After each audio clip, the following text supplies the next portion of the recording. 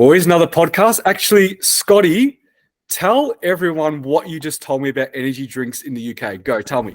So I'll show this one here. I was just showing them. This is what I've been drinking over here, the Relentless energy drinks. But I was saying that you actually need to show ID over in the UK to be able to purchase. You need to be over the age of 16. And if they don't think that you're over the age of 16, then you've got to show ID. I think you've got to be over, or unless you look over the age of 21, kind of like if you're buying alcohol, then they'll ask you for ID. So we shop at Sainsbury's. So every time I put my energy drinks in the thing, someone has to come over, and they never ask me for ID, unfortunately, but they just literally have to scan their thing. But I have seen a couple of younger kids who went to buy them and actually get knocked away saying, no, you're not old enough. So they treat it like alcohol. They just think that energy drinks are really, really bad. That's crazy. So the one that you held up, what's that got in it? Like, what's caffeine? How's it similar to Monster? It's pretty similar in terms of that. So this one actually doesn't state what the caffeine value is, but just doing some research on it, I think it's about 150 or 160 milligrams in this can, but it's got the usual. It's got some B vitamins in it, B6, B12, and other than that, it's a nice flavored energy drink. It's low calorie. I think it's got 2 calories in it. This is a watermelon flavor one, but they're pretty popular over here. Most people they either drink these or they'll drink the Monsters, but they don't really drink the sugar-free Monsters. Most of the time when I see people drinking Monster, they're drinking the full sugar ones. So yeah, I don't know whether it's almost a stigma that energy drinks are bad. Like and they're kind of like that with salt as well. Like when I was putting some salt, if I season my food or putting salt on the kids, like even Jenny's parents are like, "Oh, salt's really bad," and I'm like, "Really? What? Why is that?" But it's not their fault. They don't know any different. They just assume that people that are overweight have too much salt, and they're not wrong because highly processed foods usually do have more sodium. But it's not the salt that's causing them to gain weight; it's the energy they're consuming. But equally, they seem to have a bit of a weird thing about putting too much salt. And if I put salt on my kids' food, which I do because it encourages them to drink water as well, which is also important, but they kind of don't really see that side of it. And this is not just my my in-laws; it's just a lot of people in the UK. That's crazy. So, with bodybuilders, when they eat like super clean and then they don't put salt in their food, they can have a low amount of sodium in their diet. So let's go for that. It's not even a question of the potty, but I thought let's just talk about it. Yeah. So I didn't know whether you wanted me to go into that or not. So this is the other thing. So they're always like when you so I have a lot of electrolyte tablets that I'll drink throughout the day as well because I eat my meals are meal one's got yogurt in it, meal two's oats, then I have yogurt again with cereal as a pre-training meal. And I don't usually get any sodium other than the meat that I'm having, which is normally the end of the day. And so I'll have electrolytes or I'll add salt to my yogurt or some of those meals, and they're like, "Oh, why would you be doing that?" And I'm like, well, if you think about the tonicity of your blood plasma, you need sodium. Sodium's a really important electrolyte in order for our muscles to contract, for our hearts to beat. We need to have a certain level of sodium within the blood. And so and these actually have a little bit of sodium in them as well. So if you're not getting sufficient amounts, trace elements amounts in the food, then you need to add it. Otherwise, you could feel dizzy, lightheaded. In terms of training, your training would be garbage. And so that's why it's really important that you do need to, if you're not getting sufficient sodium, and most people don't really have that problem because people tend to eat a lot more processed foods, but usually those that eat a more of a bodybuilding based diet would normally need to add some salt to it, unless you're having like Anna Yam's sweet chili sauce that's got some good sodium in it as a condiment. But if you're eating lots of yogurt and oats and things like I do, then you normally have to add a little bit more in. So I already know what people are going to be thinking is, okay, I train fasted or I train in the morning and I have one meal. Do I need to salt it if I've had salt in my meals the day before? Yeah, I still would. I mean, you think about first thing when you wake up, you go to the bathroom, and you can usually gauge your hydration status by, I refer to it as it's an acronym WUT, W-U-T. So if you use W for weight, so assessing what your scale weight's doing, U for the color of your urine, and then T is in thirst perception. So we use it a lot with athletes on show morning to get an idea of where they're at hydration-wise and also sometimes electrolyte-wise. And so if you wake and then you're really, really thirsty and the color of your urine's quite dark, then you're probably a little bit dehydrated. You might have had a lot of salt the night before. Or equally, if you wake up and your urine color is very clear, then it could be that, perhaps your blood sodium levels are lower and you need to have some salt in your diet. Your body is very, very clever. So if you need something, it'll usually let you know that you need to have it. You might crave a bit more saltiness, or equally, if you wake up and you're so thirsty, you run to the faucet to drink out of the tap, you're probably a little bit dehydrated. And so having that fluid just helps to dilute your blood plasma and returns it back to levels of equilibrium. All right, so let's go down a bit of another rabbit hole while I'm just talking about this topic. Yep. So if you have an athlete that wakes up in the morning of show day and you've loaded them from a carbohydrate perspective correctly, like you're happy with the amount that you gave them, and they woke up in the morning really, really thirsty, what would be the first thing you do? I'd give them some fluids. Yeah.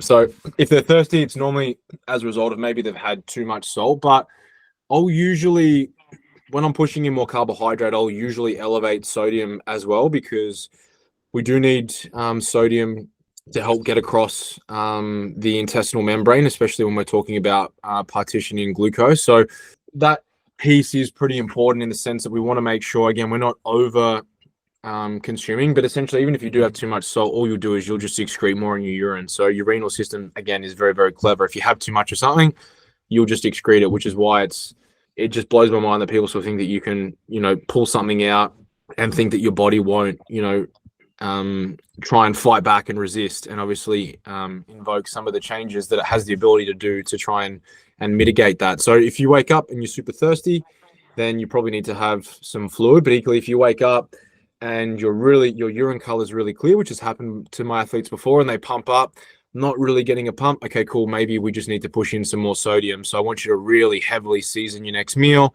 let it digest, wait 45 minutes or so, and then try and pump up. And it's like straight away, instantly, you'll get a response. So it isn't all that tricky, but equally, I think it's an important one that a lot of people don't pay enough attention to, even in their improvement season. Sometimes your training may not be all that great because you're just not consuming enough sodium.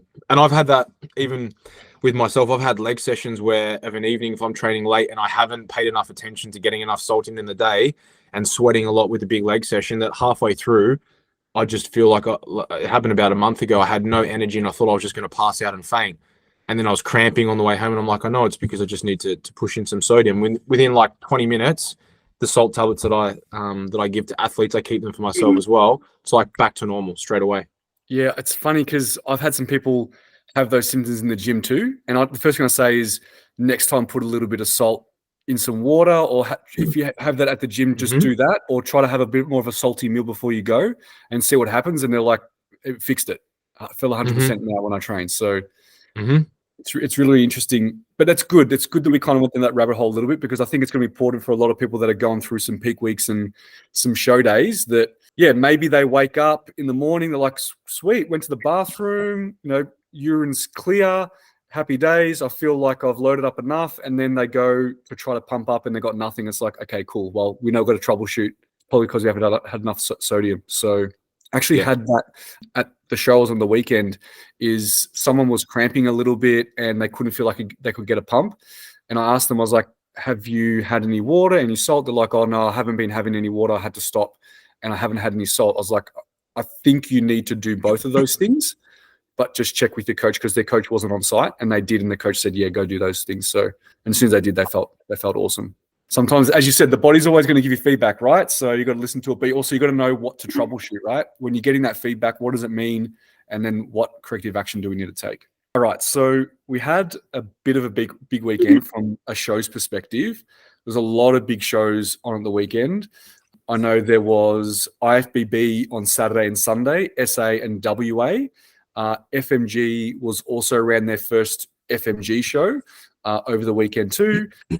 ICN New South Wales, I think, had a South Coastal or regional show. I can't remember which one it was, South or North. I keep forgetting.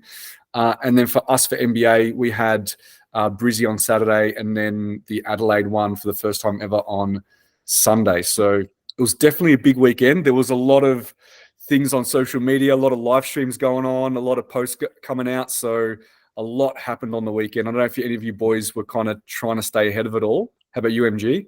No, I was just watching your shows, man, which was exciting, and yeah, getting hyped up, man. Still a lot of season to go, which is great. And Yeah, I felt like every time I jumped on, I was just looking at different results or different live stream. It's hard to stay off the phone. I was wondering how Scotty was managing it with the time difference, because I know that Scott, you're a bit like, well, you're a bit of a diehard, so sometimes you try your best to stay off, but you just can't help it. Like, want to jump on and see who's on stage and what it's looking like. But I got to say, man, the Adelaide show looks. I know it was your first time there. It looked awesome, man. I think I saw your sports and bikini lineups. I think it was 7 or 8 on stage, which for a first time in a state is phenomenal. And credit to you guys for, taking the leap and committing to doing it and then showing up and running a great show. I spoke to a couple of athletes. I've got a couple of SA athletes and spoke to a couple of people who were there who said it was absolutely incredible and honestly felt like one of the best shows they've been to as a spectator. So that's amazing feedback, man, for the first show within the state. Yeah, we were really happy. We got some good feedback on the day from spectators and athletes. We ran it at the same venue that IFBB run it, but we were in a different room. And I'm really, really glad we were in that other room because it was more of a theater. It was our vibe. It was a dark room. It had, proper theater lighting. We could do all the smoke and everything that we wanted to do with all the lights and the features that we wanted compared to the other room that IFBB run out of. So really, really happy that we did have that other room and it worked out really, really well. We wanted to be different. We wanted to be not just like every other show that's run out of that venue. So we're really happy with how the show went and everyone was really happy. We had some really good athletes because ICN ran their show the week prior and we had nearly most of the people that placed really high and even some overall winners come and compete at our NBA show. So the quality was absolutely awesome.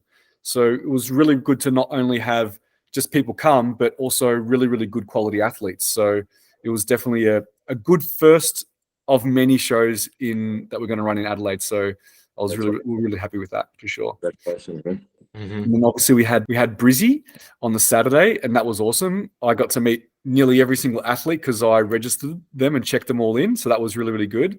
And got to meet a lot of people over the weekend that listened to the potty and had some really, really good conversations with some amazing athletes too, and also some amazing coaches. So Brizzy was also a good vibe. We did it at a different venue that everyone seemed to absolutely love. We got a lot of messages and feedback afterwards. So we'll definitely be sticking to that venue there. And it's pretty close. It's central to everything. So it was really, really convenient. And that's it. So we got a lot of questions. And to be honest, I'm just going to run them in the order they came in. Like, I haven't put them in any kind of succinct order, but there's so many. I think what we should do is we should go through them. And I know we always get into the detail, but let's try to just give really, really good but quicker answers so we can get through them as quickly as we possibly can. Is that directed at me, bro?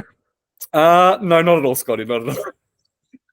It's probably I'm going to go with monosyllable answers. Yes, no. Sometimes.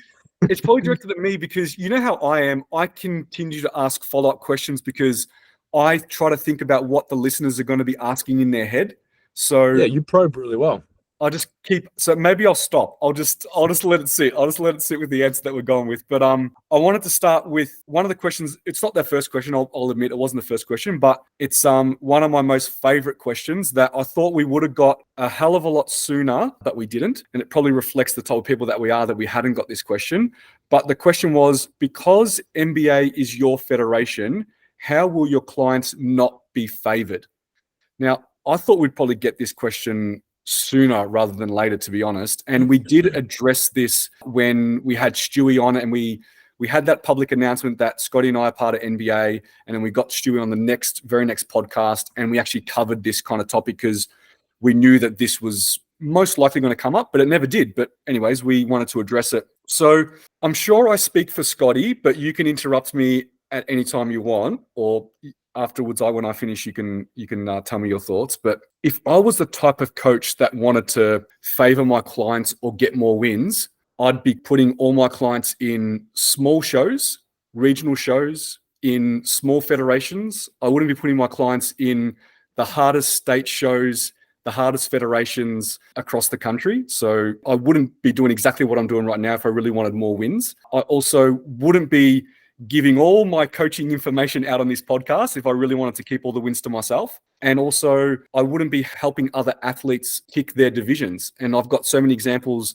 One really, really recent one is someone came to me, asked what division I thought they should be in. I told them, I think this, which was actually against what their coach thought. They went into that division. They beat all my athletes. They won their pro card, and they also won the pro show. So if I wanted to win everything, I wouldn't be telling people those kind of things. But I think the next level above that is I wouldn't put my hard-earned money into buying a federation just to get more wins. And then also I wouldn't put my best friends in a position to ruin not only my reputation, but their reputation also, and ruin the betterment of this industry. And that's the reason why we are the people that we are.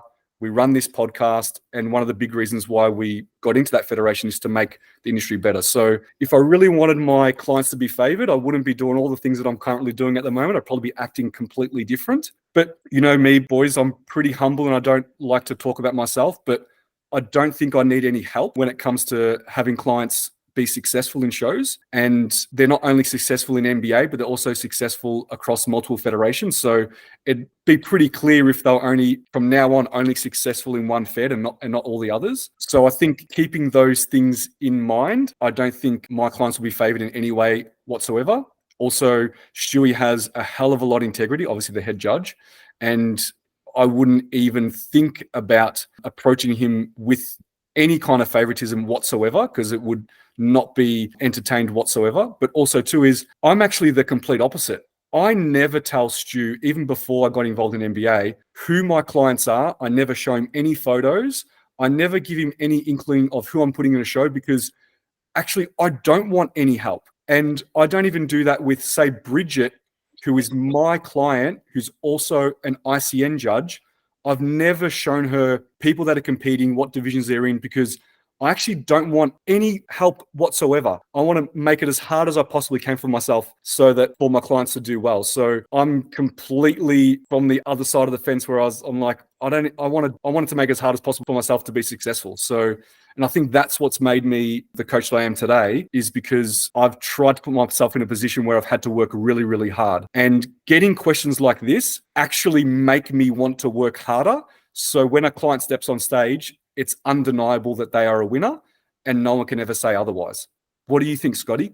Obviously, you're in the same boat, right? Because you're also part of NBA and you're going to have clients that are also in NBA too. Yeah, I agree with everything that you said. It's funny because one of the things that we stipulated when we agreed to this was that at no stage did we ever want to have any involvement or any transitional period to move into judging. It's something, if we really wanted to, we probably could have got into that a long time ago, but it just does not interest either of us. I know I'm speaking on behalf of you, but I know that it doesn't. And equally, as you said, I don't think we would really need to be doing that. Like, our athletes have been winning overalls and pro cards long before we ever even considered about, you know, partnering up and going into NBA. And they've, as you said, it's not like they only ever win in certain shows. And equally, we tend to steer clear of some of those smaller shows because, I'll use the analogy, it's like a grade 6 picking on a preppy. If you've got someone that you know you've been working with for a few years, this person's of a high caliber, they're going to be contending for a pro card, you're not going to stick them in a rookie show and, you know, potentially not ruin someone else's showing, but equally that you're better off going up against some bigger fish rather than trying to be a big fish swimming in a small pond. So I think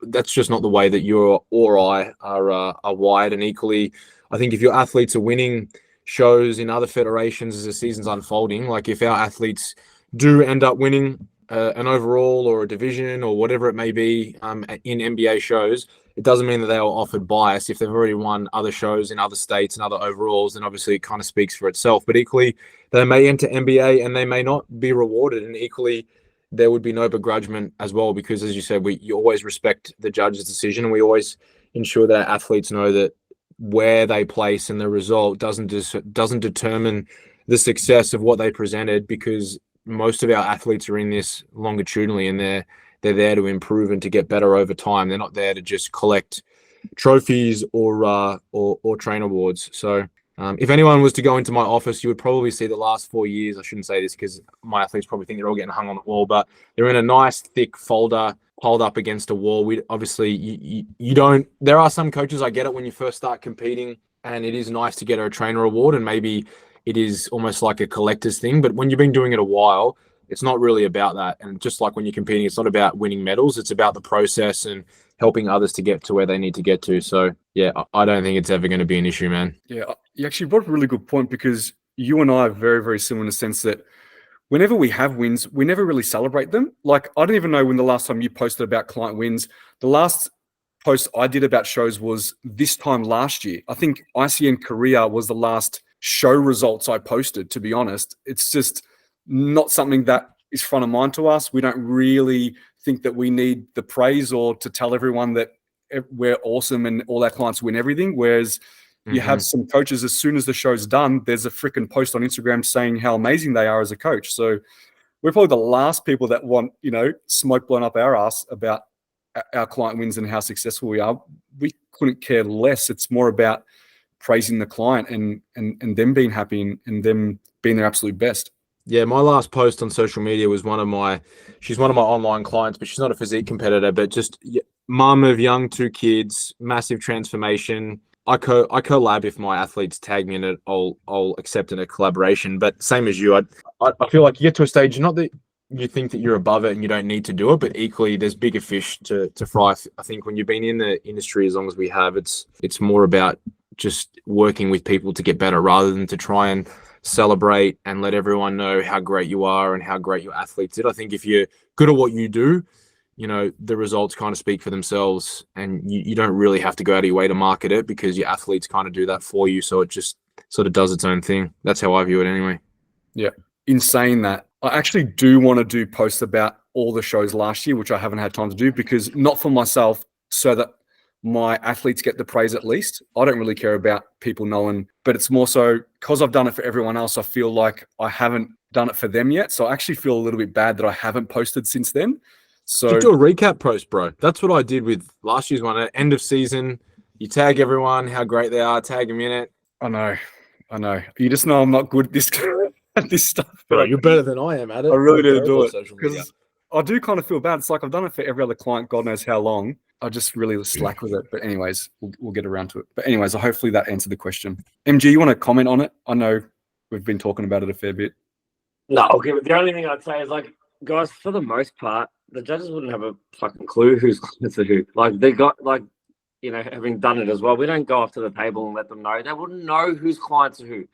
And, like, ultimately, you guys might have clients who are going to win an overall that have won it at every other Fed, but someone will still talk shit anyway. Even though they've won it at ICN and they've won it at AMB and they've won it at wherever, they'll win it at NBA, and someone will still go online and say it was rigged because they didn't have the great physique or they didn't get the results that they wanted. So the decisions will always be able to be so easily justified and explained if it ever does happen, because it probably will at some stage. But guys, the judges don't fucking know who's MT's client and who's Scott's client. We don't fucking send a report and say, these are who I've got today. Like, no one fucking knows and no one cares. Like, yeah. Actually, talking about judging, because I'll bring this up, is if this had to be the case, I'd have to buy off majority of judges, because not only Stu gave me an example on the weekend where there's 5 judges on the table, right? He got outvoted and he had to announce the decision that the other 3 made. So if you want to sway judges, you've got to sway the majority. You can't just sway the head judge, because the way NBA works is Stewie has a rule. If he gets outvoted, he's outvoted. That's the way it is. He has to stick with the majority. And he did. Guys, that is rare. That is fucking rare. Trust me. That is such a good thing. I'm so glad that you said that, because I've seen it in the past and it's not the case. It's like there's 5 on the panel, but 1 person makes the final decision. This is a proper system, guys. If 4 people think one thing and 1 doesn't, guess what, guys? 4 wins. And I love that so much. And that, I know you guys don't talk about it a lot. I'm so glad you brought it up tonight. But it should be something that's celebrated. That's the point of a judging panel. Otherwise, there should just be 1 fucking head judge at every show and no one else fucking matters. Yep, totally. So just wanted to bring that up because that was an example that did happen on the weekend. I'm not going to say what show and what division, but it definitely happened on the weekend because Stewie spoke to me about it. And he got outvoted for a decision. And he's like, well, I've got to announce the winner based on what the other 3 think. And that's just the way it is. So that's the integrity that he has. And that's the trust that he has in his judging system. That's fair enough. All right, let's keep rolling. Okay, top of the list. Thoughts on coaches not going to a client show, but making one of their other clients go to help them instead. Thoughts, MG? I mean, again, fuck, I hate saying this all the time, but context depends. Like, did they not just go to it because they couldn't be fucked, or are they in another country like Scott? Mm-hmm. You know what I mean? Like, there's got to be some leeway. If they just couldn't be fucked and they just sent a client out of laziness, I think fucking terrible. Yeah. If they were able to go, if they were available and able to go, but just couldn't be bothered, I don't think that's fair. We go to all of our client shows where possible, where we're available, week in, week out, missing family time with, kids and all sorts of stuff, sometimes 5, 6, 7, 8 weekends in a row, different states, aeroplanes, just to be there to support our athletes. If you just couldn't be fucked, I think that's shit. Scotty? No, I mean, I don't know whether that's directed at me, whether that was someone having a dig at me. But I obviously communicated with my athletes that I was obviously going to be in the UK, but always make a point to make sure that my staff are there if they need to be. But equally, a lot of my staff are also athletes as well. So I don't know whether that there. But on the other side of it, if I was to just say, yeah, this is your plan, go nuts. And to be honest, I probably could do that. It is pretty self-serving, but I stay awake until their last division's done. I speak to the athlete, congratulate them regardless of the result. So trust me, it's a lot easier being there in the flesh. And when we are there, like you said, we travel interstate. When you have athletes, like in season B, I'll be on an airplane probably every weekend. I've got athletes all over Oz that are competing. So I'll be flying all over Oz. The only reason I don't now is that it's a little bit more of a longer flight to get from Heathrow to Adelaide or to Brisbane. And I'm lucky that I've got, two of my best mates that I work with all the time that are there to support it. And equally, I've got great staff and some of my athletes also work for me as staff as well. So that's probably why. So if someone was taking a little pot shot at me, that's my response. Yeah, I highly doubt. I think this would be more on a coach that's just deciding not to turn up, I reckon. Okay. Would you, as a coach, say no to a girl's bikini color, MG? Never have. I've picked out of 2 colors because I've favoured one more, but I wouldn't say no to a color. No. Yeah, never have I. Sometimes I've given their advice and been like, okay, based on this show and the stage lighting they have, I think this bikini would be better. Based on that stage, I think this one, because normally girls buy 1 or 2, so you might give them Can you imagine you went and spent $600 and your coach said fucking no? Like, what reason, what would the coach's reason have to be that you couldn't wear that color bikini? I mean, I can't say in all the years I've been going to shows, and you know how many bikinis I watch, that a bikini has decided the final decision. Yeah. Yeah, rare, very I mean, rare. I've coached athletes who have made their own that have been a little bit different, not your typical, 67 or glam fit, little bit alternative and still done well. Yeah, 100%. Yeah. I'll skip you, Scotty, if you want. Yeah. How does seeking feedback from other coaches as another set of eyes post-comp sit with you guys? Not from a lack of feedback from the existing coach, but just wanting to get your own growth on the sport. So going to another coach to get some feedback as another set of eyes. What do you think, MG? Yeah, I mean, I've got no issue with it. I mean, it sounds like the person's reasoning is pretty sincere and, they're just wanting to be the best that they can be. It sounds like the coach has given as much feedback as they can. I've got no issue with getting multiple parts of feedback. Ultimately, you're going to get feedback from the federation. You're going to get feedback from your coach. You're probably going to get feedback from, other competitors that you're friends with that might train in your gym. I wouldn't have an issue with it. If one of my clients reached out to you guys and said, hey, this is what MG said, what do you think? I wouldn't have a problem with it. Scotty? Yeah, I don't think there's an issue with it. As long as there's no malice or bad mouthing, sort of going on. I think it's normal even for other coaches to ask for a second set of eyes. There's nothing wrong with that, but equally, it can get a little bit murky if you're talking. Was this regarding a coach asking another coach or an athlete asking a coach? Asking another coach. Yeah. I mean, so full transparency, that's happened to me before, and I'll always be extremely respectful, saying, firstly, leading, what does your coach think? And also saying, ultimately, you and your coach would need to have a decision. If they're like, yeah, but I want to have your opinion, sometimes I'll give my opinion, but equally, it's never to sound self-serving, like, oh, you should come across to my team and I will do this, and this, but ultimately maybe just communicate with your coach how you feel, see what they think. But I don't think there's anything wrong with it. But as long as if you're the person being asked, that you're still being respectful. So you shouldn't, if someone does something really, really bad, and I've had that happen before, I'm not going to say this person's doing this and they're bad and then they're that. You can give them your opinion, but equally say, I think you need to maybe have a conversation about how you feel about that to them. So you're putting the onus back on the athlete to speak to their coach.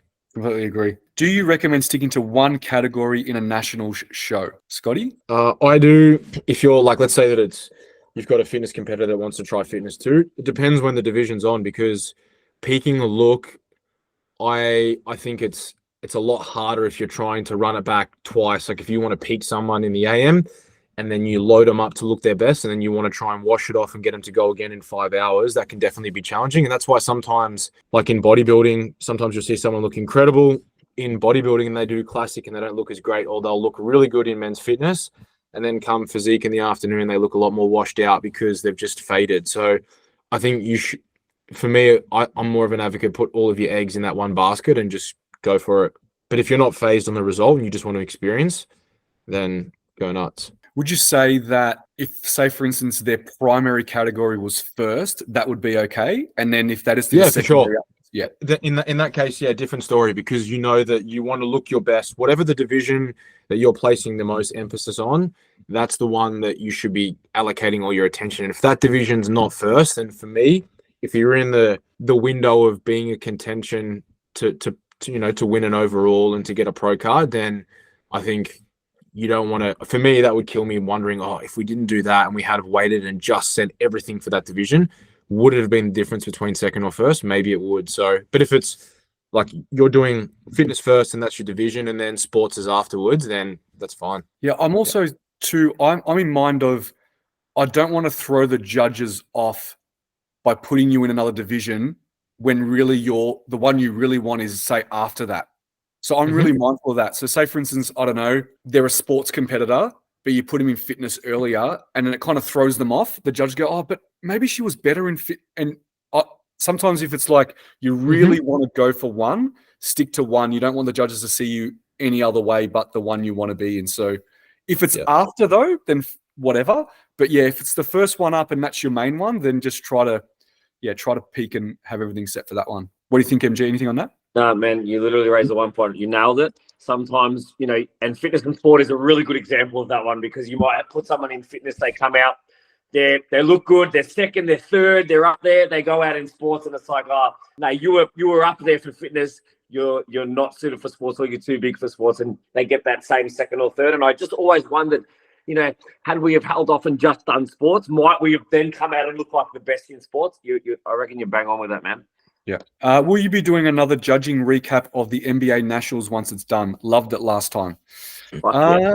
Yeah, we should. We get Stewie back on and do a recap of at least the overalls and the main categories, the main opens or the overalls.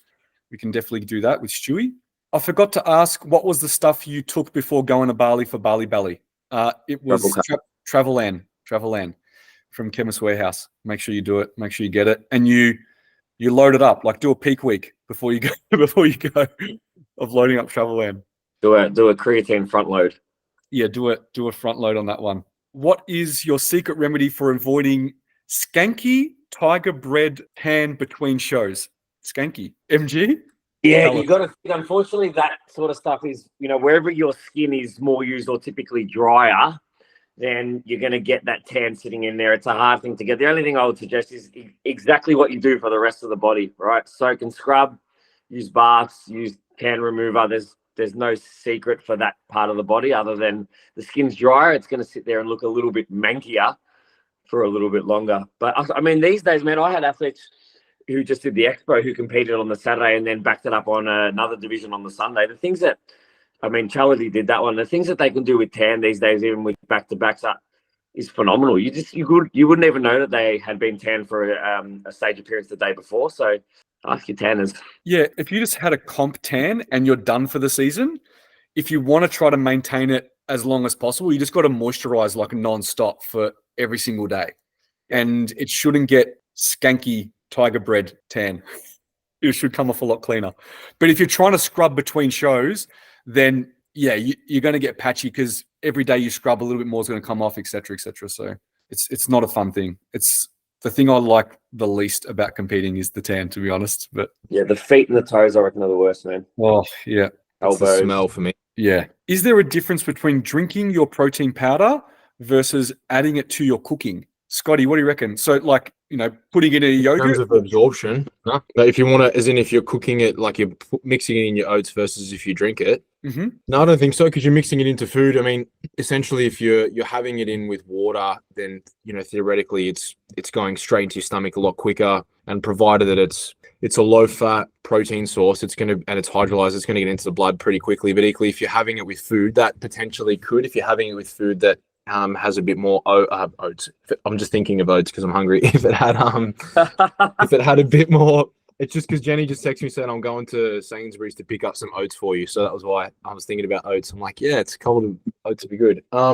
If you're having it with some food, then that could delay entry into the blood if you're having it with other macronutrients versus if you're just having it solely, a protein shake and there's nothing else in it, then theoretically, yeah, that'll probably get in there quicker. But if you're having it with like some yogurt or something like that, and there might be a little bit of carbohydrate in there, it's going to be much of a muchness. And equally, we know now that, the net dosage over the day supersedes, I think there's definitely a few elements of minutia that can be beneficial in terms of, specific timing to optimize delivery and entry into the bloodstream. But equally, as long as you're getting in, 1.6 to 2 grams, of protein per day and you're hitting that target, it doesn't really make that much of a difference. And that old myth about heating up protein powder destroys it? Yeah, not that I'm aware of, man. I mean, you stick it in your oats. I mean, I've never understood why people cook it in the microwave with it. So, for example, when I have it in oats unless you're cooking it with cream or rice, different story. But I'd usually mix it in last. But if you are cooking it, then obviously that's entirely up to you. But I find that it makes it a bit claggy. Mm-hmm. Have you found that? Like if you have it in oats, you'd stick it in last, would you not? And then sort of mix it through. And then if I want to make it a bit, change the consistency, I'll just add some boiling water to it, and then it just makes the blend a lot creamier. Otherwise, you get like little residue clumps of like claggy protein. At least that's how I do it. Yeah, like the only time you'd really cook the protein powder is if you're making like a protein pancake and it had protein powder in it, and you put it in the fry pan and make a pancake out of it. But yeah, that's pretty much, unless I'm not a master chef, so there's probably other times you would do it, but yeah. All right. What's the difference the judges are looking for between figure and figure international? Scotty, do you want to talk about it? Figure and figure international. Yeah, so figure, you've got 2 rounds. So you have the symmetry round and you have the muscularity round, whereas figure international, there's just quarter turns. Mm-hmm. So you're just going through, you're being judged on that. You're not being judged through the abs and thigh, through the bicep poses, redouble, etc.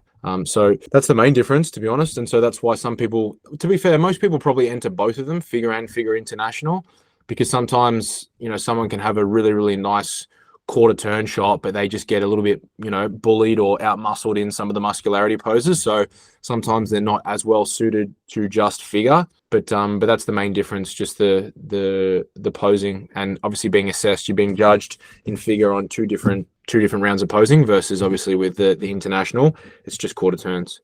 It's kind of like fitness and men's physique. Yeah, not with NBA though, because obviously they don't do the muscularity round. I'm referring to ICN with that, how you'll have your quarter turns and then they'll take you through the muscularity round. Yeah, I know in Brizzy there was 2 different winners in international and figure, and Stewie explained it to me into saying, the one that won figure international just had great shape and symmetry, upper lower proportion. She was great, but then the reason why she didn't get figure is because of conditioning and muscularity. So, yeah, you think of figure as it's got to be a great shaped physique with obviously figure conditioning, of course, but it's all going to be about that shape and that silhouette in for that figure athlete, the international athlete. Yeah. Also, one thing is I was asking Stewie about where did regular figure come from? Because internationally, it's just figure is just symmetry. It's just quarter turns. There's no muscularity component. Like in IFBB, it's just quarter turns.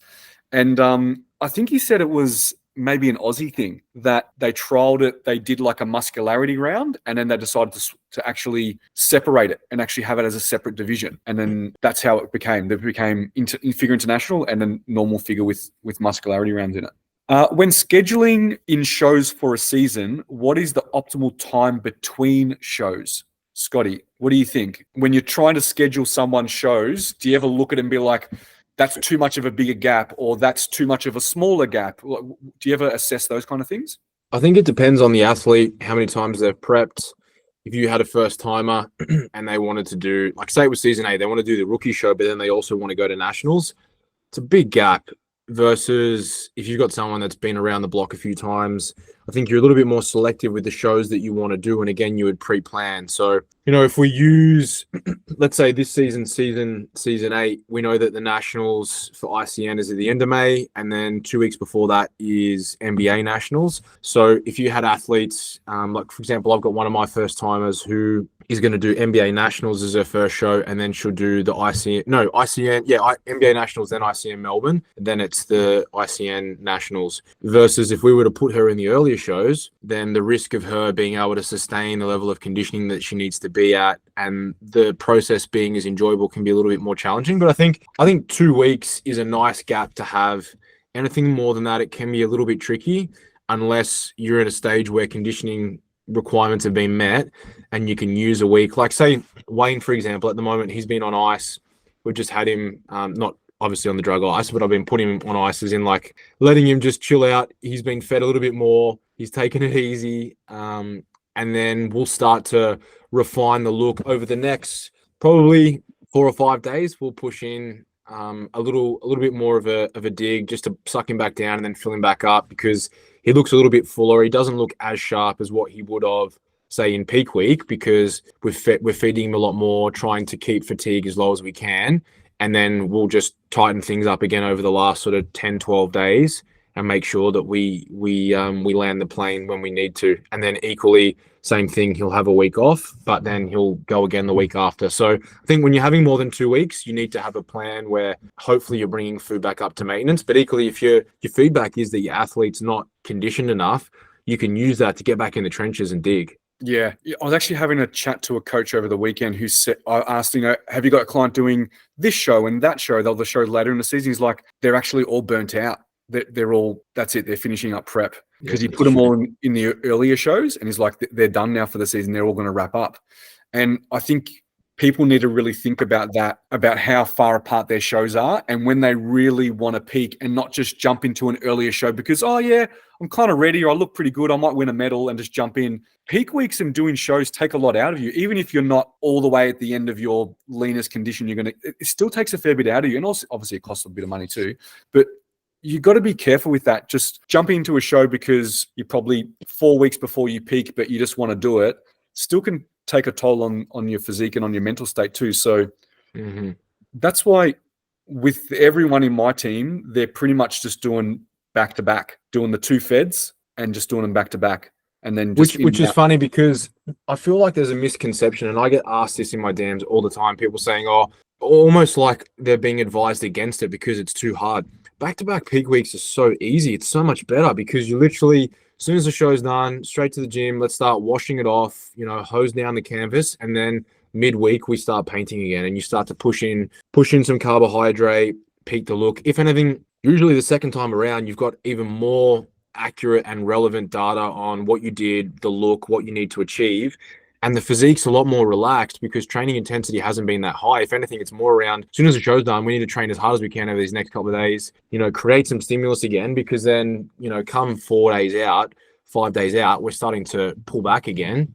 And as an athlete, it's a dream come true. It's good. Compete, a couple of low days of food, but equally you feel amazing because you're riding the high. And then you're back on the couch, putting your feet up, relaxing. It's crazy. I think more people probably need to, and I think it's probably an element of perhaps people not understanding what you need to do to reset the look in terms of washing it off and then going again. And I get it. If you don't understand, some of the physiology behind that in terms of how to wash it off, reset it, pushing it back in, then of course it's going to be challenging. But that's why, making sure that you educate yourself and hopefully find an intervention that works for your specific athlete. And then it's just turn and key. It's really easy. Actually, let's get back to the washing off bit for a second, because let's actually talk about UMOD as well.